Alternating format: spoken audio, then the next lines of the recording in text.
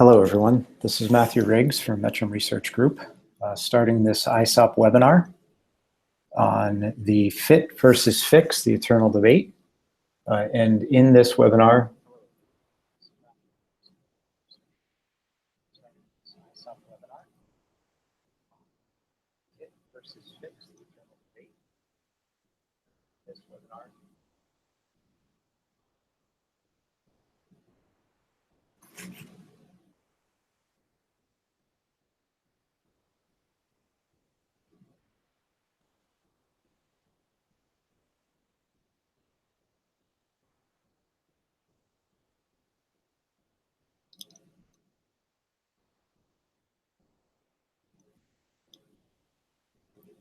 sorry there, I'm just trying to figure out the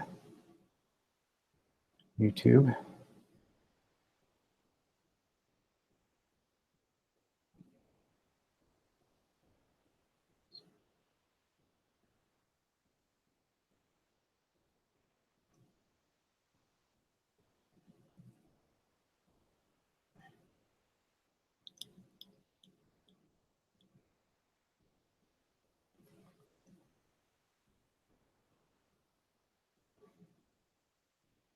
Okay, I'll carry on. Sorry about that. I was hearing the broadcast after I said it. Okay, so I want to get through the material here.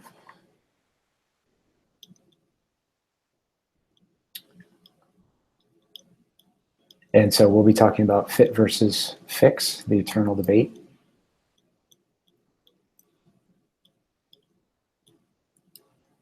And I'll start this off with a quote from a song. Many of you may know this from Kenny Rogers, the Gambler. You got to know when to hold them, know when to fold them, know when to walk away, and know when to run. I don't know why this song came to my mind as I was presenting it, and then I started to think about it. It's really about knowing when to fix the parameters, knowing when to fit the parameters, knowing when to walk away to your experimentalist to ask for more data, and knowing when to run with the model. And hopefully we'll get a feel for that as we go through the webinar today. So starting off, what are the ideal cases? When is it okay in any case to fix or fit a parameter?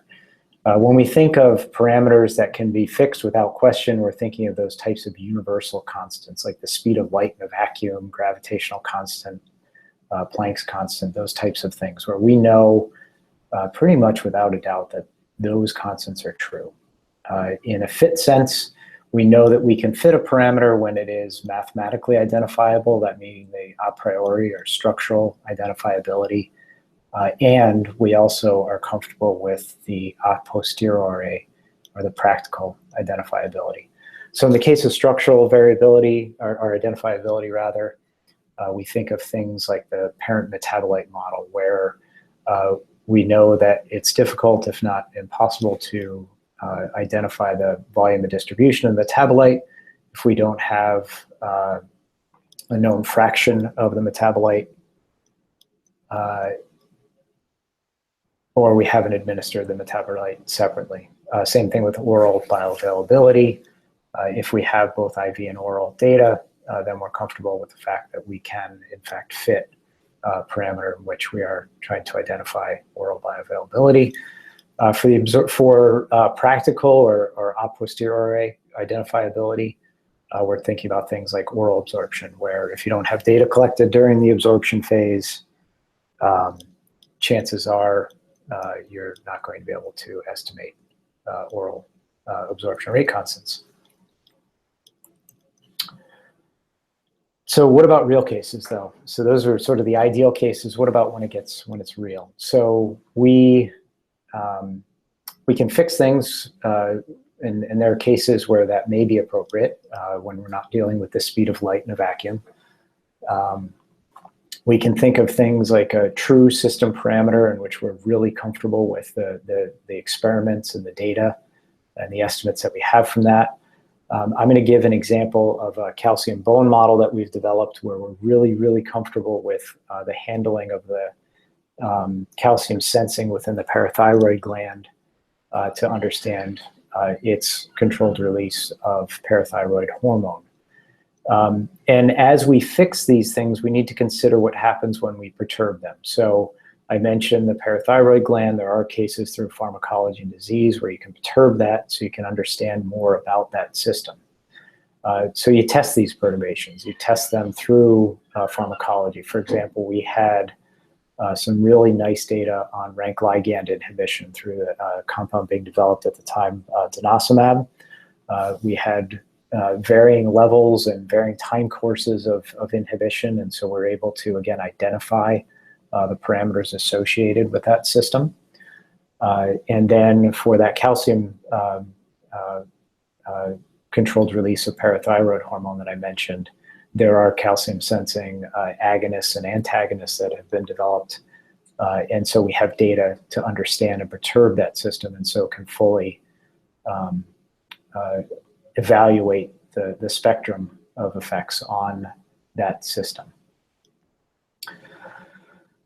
So if it's not known exactly and you still want to fix it, you can do that. What I recommend is that we check the sensitivity and if possible, the precision of that. We're going to get more into that in a bit. How you fix it is probably a topic of a webinar on its own, if not a full course. But typically this is done directly from experimental data. You want to make sure that those data in the experimental conditions are as reflective of the intended model use as they can be.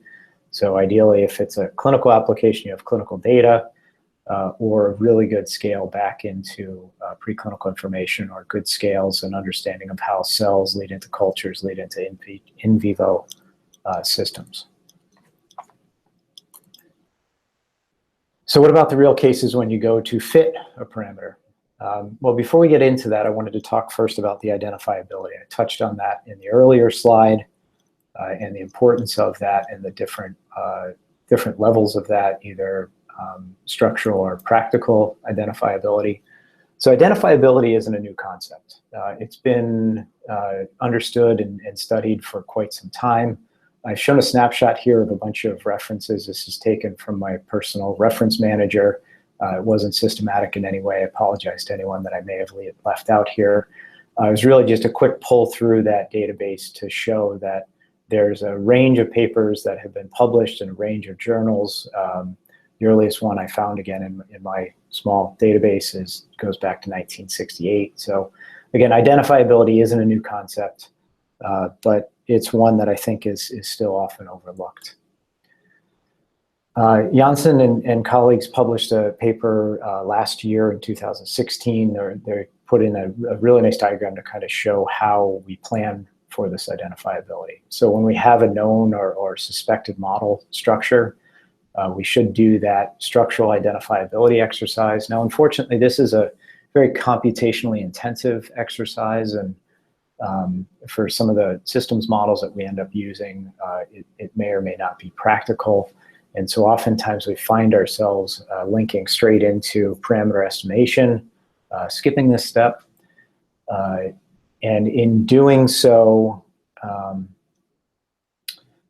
we end up kind of going into this parameter estimation piece, in which case we need to make sure that we can identify the parameters, and if not, then we need to redesign either the data we're collecting or the structure of the model, et cetera.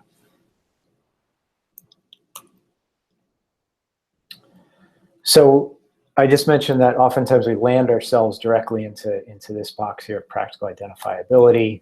So let's be practical about that. What should we look at to assess that practical identifiability? Along with doing this, we can also, in a lot of cases, quantify the uncertainty in our parameters. This can be done with things like the asymptotic standard error of the estimate, bootstrapping methods, log likelihood profiling, and there are others. And we can also understand the impact of variations in these parameters through sensitivity analyses. And so we'll give examples of each of those. So the identifiability, and if it is identifiable, a measure of precision can be garnered through this likelihood profiling or the bootstrap. So I've shown a few examples here. First one is by paper from Rao back in 2010. And this is kind of a nice pictorial of evaluating, so here parameter theta 2 versus the likelihood profile in a case where it's showing that there really is no ability to identify this parameter. There's no minimal point here in that relationship. In this case, there may be some ability to come up with an estimate, although it may not be the universal estimate for a parameter. And then in another case where you have a nice sort of parabolic shape to this likelihood profile, then you know that your parameter is identifiable.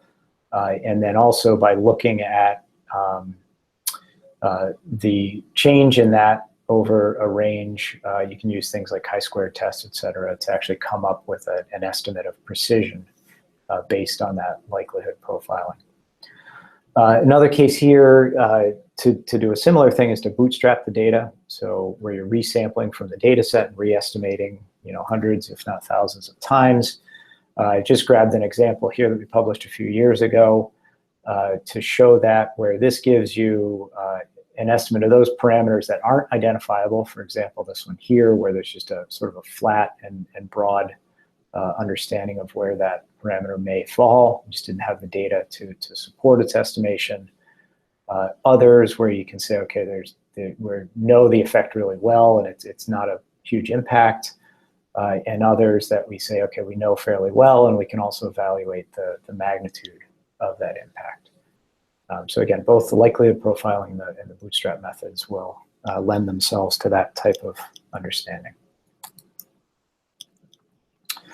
So the other way to do this is to simply take your parameter set and ideally in a global sense, so you're sort of moving them all around at the same time in one multivariate sense. And you can look at the changes in those parameters and some type of an outcome. In this case, we were looking at clinical trial simulations, and so we were considering how these parameters will affect your probability of success of that trial. In another case, we were looking at the impact of parameter estimates on our ability to predict lumbar spine BMD. And so these just represent a range of parameter values, and you can assess the impact of those on your ability to describe the observed data.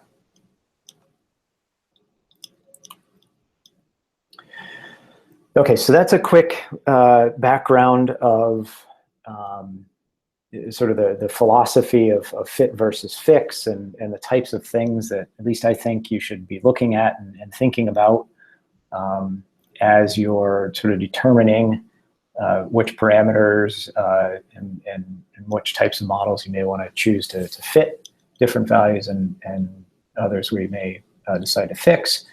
And what I thought I'd do is go through a really quick overview of an example, one that's near and dear to me, and that's the systems model of bone minerals and bone health.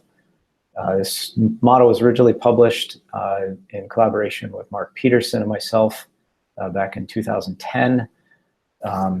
And I'm going to give you a quick little run through here of how we developed it and how the fit versus fix piece came into our thinking while we developed that. So the model itself was intended to represent physiology. It included a bunch of different scales, from signaling mechanisms to organ functions to outcomes. We had different cofactors in there, calcium, phosphate, PTH, vitamin D, signaling cytokines like TGF-beta, and then bone turnover markers. The idea is that we want to be able to predict changes in calcium phosphate homeostasis within the plasma serum, as well as bone remodeling.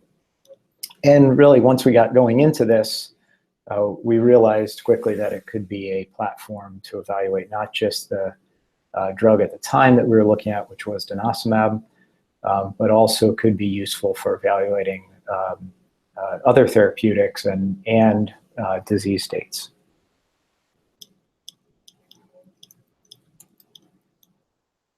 So we were fortunate in this case because there was a ton of data. There were a lot of different references out there. Required a lot of visits to the local university library and the stacks to go to get papers that were published way back in the 50s and 60s in some cases. Calcium is very well studied. There are a lot of tracer type studies and such that have been performed to understand its balance within the body, and so there was a lot of data that we could pull from. I know that's not always the case. We were fortunate in this case, but even given that, how do you bring it all together? Where do you consider that fits versus fix decision? And then I'll also go through a quick timeline on things as well. So I mentioned there's a lot of data that we had available to us, and a lot of really good quantifiable data that dealt with calcium absorption and its relationship to the dose administered, as well as its relationship to vitamin D. I mentioned before that really tightly controlled balance between parathyroid hormone secretion and calcium levels. There's calcium excretion in the urine, and all of these mechanisms are very, very tightly controlled within the body. The body does an amazing job of keeping calcium levels within, say, plus or minus 10%. And so these system level parameters that we use to describe this are more or less retained again and again. There's not necessarily a lot of variability, person to person or study to study. And so in some of these cases, once we had these types of relationships described, we were able to more or less fit them, or rather, I'm sorry, fix them to the values that were determined from these different scientific publications. Now, I also mentioned that the important thing to do is to then perturb the system. And so we also had situations where we had anabolic and catabolic therapies available for pharmacologic interventions, and a fair understanding of different disease states that we could go in and perturb that system, understand how in a disease state, for example, that there's a shift in this response curve, and for example, chronic kidney disease, and how that then affects the entirety of homeostasis and bone remodeling. So the other thing that we had to our advantage was there are a few models that had been published. None of them necessarily complete, but all very good and very informative. So we had a model for calcium homeostasis, bone remodeling, and intracellular signaling. Those all came together to form the publication I mentioned before.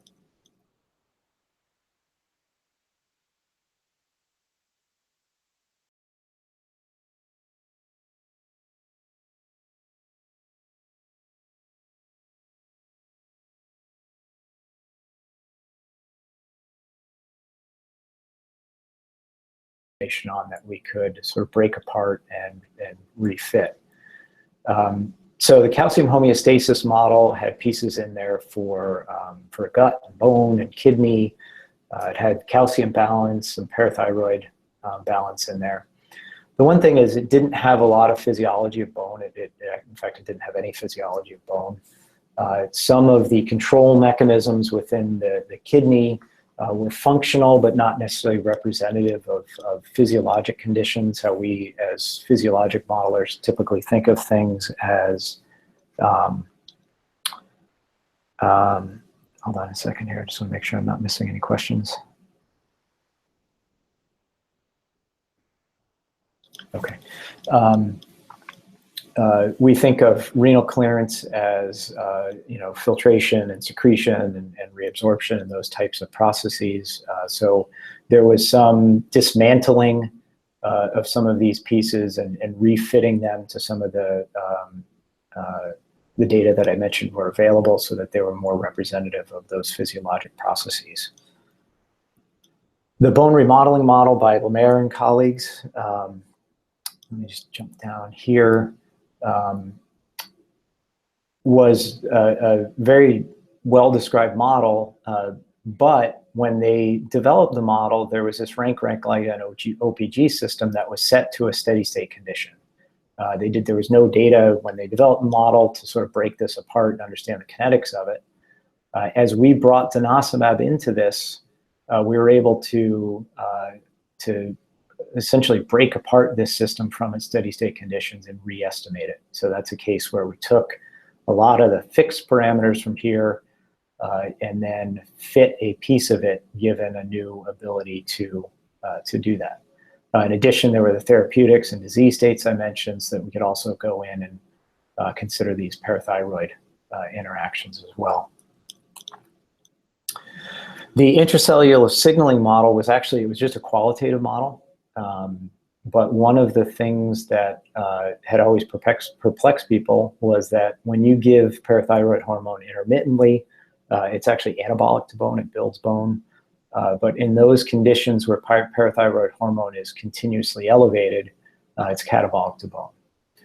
And so we were able to take this proposed mechanism and break it down into distinct kinetic processes with different rates of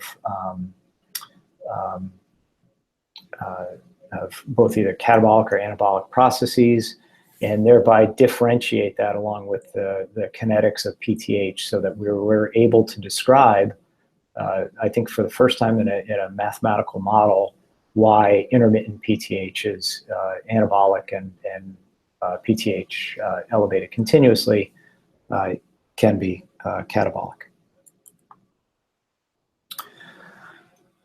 So the integration of the models, we had 1 + 2 + 3 here, allowed us to expand the overall model. We put things in, I mentioned the oral data that were available for things like calcium and different bioavailability fractions across different doses and absorption rates, all affected by vitamin D. So we expanded that piece. We broke apart that rank-rank-liband OPG system and built in a component to describe osteoclast survival. And then we modified some of those values that I mentioned, for example, the renal clearance piece. So those are all possible because we had some data. We had some data that we knew were we were very comfortable with and were reproducible and consistent investigation to investigation. So those were able to be fixed. And then we had incoming data where we were able to fit new parameters and expand the model. So really quickly, a timeline here, thinking about this as an expandable platform as we're doing these fits and fixes. That model that I mentioned itself took about 2 years to do. Mark and I started working on it back in 2005. We came up with what we thought was a fully usable model somewhere in the 2006, 2007 timeframe. And I mention this because I've actually heard stated that, well, it's a great model, but it took 12 years to develop, and that's not true. It took us about 1.5 to 2 years to develop it. Everything we've done since then is just expand it and use it for new and better things. So since then, we've used it for all types of different disease cases and therapeutic cases, and have been able to publish a lot of those cases, which we've shown here. I'll note that there's some open source information available on GitHub, as well as Berkeley Madonna code that we've published along with one of the papers in CPT-PSP. And just a quick plug too, that as the models evolve, so have the tools. We started out in Berkeley. We're now in an R, C++ based development version of the model that uses an open source package called MRG Solve. And I'll note too that the model has been curated externally and is on biomodels. It was nicely noted as the biomodel of the month back last year, one of the months last year. So the link to that is provided up here as well. Okay, so real quick here, I just want to get through the examples and tie things up. I know we have another seminar starting in about 5 minutes here.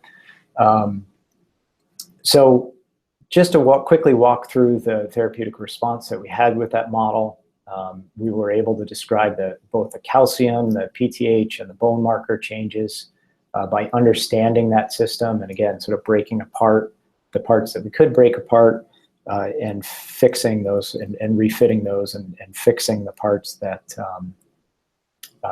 that we knew were true system parameters. Part of what allowed us to do that, I mentioned that denosumab had a really, really good dose ranging study. So we had, if you think of a textbook case of what you want when you want data to be able to break something apart and fully estimate it, you need a broad dose range that has partial inhibition all the way down to full inhibition, that has data during the development of the effect, during the off rate of the effect, retreatment, following things after treatment and back to baseline. It really was a sort of a textbook case of data that you want to have to be able to fit a model like this, again, from that identifiability piece. So we were able to fit across a bunch of doses and situations, the bone markers, BMD. We evaluated that externally with a phase 3 trial. And then again, whenever you have something like this, just keep trying to break it. That's one of my message. That's going to be on the final slide. Don't be afraid to break it. That's when you learn things. So we've taken this model, show the timeline before. We've used it for age and menopause changes, for a side effect with GnRH modulation under chronic kidney disease, and then also in different parathyroid disorders. And in fact, that went on to be evaluated externally by FDA in their own evaluation of the model and use during a review. So let's get back to the fit piece. So I was going to go through all of the, many ways that you could fit a model. Different estimation methods, least squares, weighted least squares, extended least squares, et cetera. And I kind of came to the decision that I was just going to skip forward to where not what we're doing, but what we should eventually be doing. So I'm going to skip the traditional estimation altogether and make a proposal that what we really want to do is take all of this straight to Bayesian methodology. So if you think about Bayesian tools where we're able to put in a prior, we have the data that gives us a likelihood, and together they generate a posterior estimation. If we want to fix something, we just take that prior and we make it super informative, and in a sense, then we're fixing it. If we don't know a lot about it, we put in a diffuse prior and we let hopefully the data to pull itself to where the likelihood's going to take it. So to me, it makes sense to get there. The other thing that this allows us to do, I think, a lot better than we've done so far in the QSP field, there are different pharmacometrics and such, maybe do a little bit better at this, is to differentiate the levels of variability. So, for example, we need to understand and differentiate parameter uncertainty from real patients or real estimates of inter-individual variability, so that we're not generating virtual populations, as they're called, that are really just descriptions of uncertainty in parameters. And so anyway, that's sort of my proposal for things here as far as how we go about fitting models. So parting thoughts on this. We need to face the identifiability and understand the levels of variability. I'm being a proponent here of going Bayesian. Of course, we need the compute resources, probably beyond even the cloud computing that are available today, in order to be able to do things. Don't be afraid to break your model. Once it's fixed again, it will thank you for it. And the other message that I want to bring home here is that it really helps to make your model open source. We put this model out many years ago. I think it's been vetted by a bunch of people. It's been used and embraced by the scientific community, it's improved because of that. So again, open science, open source models is, in my opinion, the way to go here. So I'd like to thank ISOP and the QSP SIG for organizing this webinar series. Acknowledgements of the folks at Metrum, Mark for the bone model collaborations in the early years there. I provided some contact information. And I do encourage everyone For the next webinar, there's actually a separate YouTube. I believe everybody got that in an email. If you're able to find me here, hopefully you can find that. If not, here's the link to Melissa's talk, which will be starting up in just a few minutes. Thanks, everybody.